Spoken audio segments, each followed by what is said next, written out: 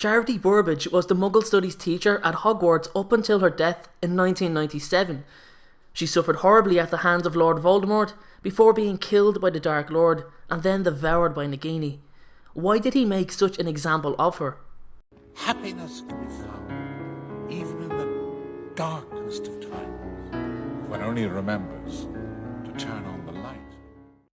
Voldemort's pure-blood ideology was such a focal point for his campaign that he took any opportunity he had to show his followers that the consequences for opposing him would be severe. It was Charity's bravery to voice her opinion during the height of the war that led to her death. The Muggle Studies teacher wrote an article that featured in the Daily Prophet, speaking in defence of Muggles and Muggle-borns. Burbage, in her article, has encouraged the wizarding world to accept Muggle-born wizards and also highlighted it's not the worst thing for magical and Muggle blood to mix, that Muggle-borns are an important part of society. She also goes on to state that purebloods are in decline, and that's something everyone needs to be aware of. And indeed, given the selective stance of many pure-blooded families on who should be permitted to learn magic, it's a good thing, as this should no longer matter. Here's Voldemort's quote moments before her death. "Not content with corrupting and polluting the minds of wizarding children, last week Professor Burbage wrote an impassioned defence of mudbloods in the Daily Prophet. Wizards, she says, must accept these thieves of their knowledge and magic. The dwindling of the pureblood is, says Professor Burbage, a most desirable circumstance.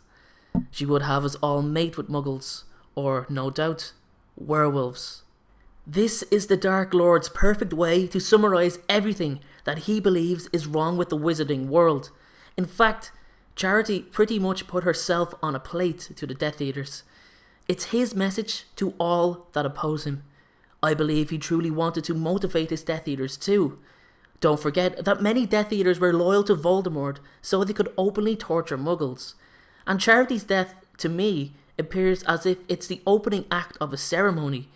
Yes, there have been several deaths before, but this looked like it was punishment for enjoyment. I also believe Voldemort wanted to see if anyone at the table looked remotely remorseful or uncomfortable. He was searching for doubt amongst his followers. Remember, he was excellent at seeing through false faces and lies. He had such a disregard for Charity's life, allowing Nagini to devour her remains after her execution. And whether J.K. Rowling was intentional on the following is unclear, but both Charity and Albus Dumbledore's last words were both to Severus Snape, and were both "Severus, please," with Burbage adding "we're friends," which I find quite sad. I also believe Voldemort was well aware that Snape was distinguishing his anguish, as he would be foolish to think that he and Burbage had not had some sort of friendship.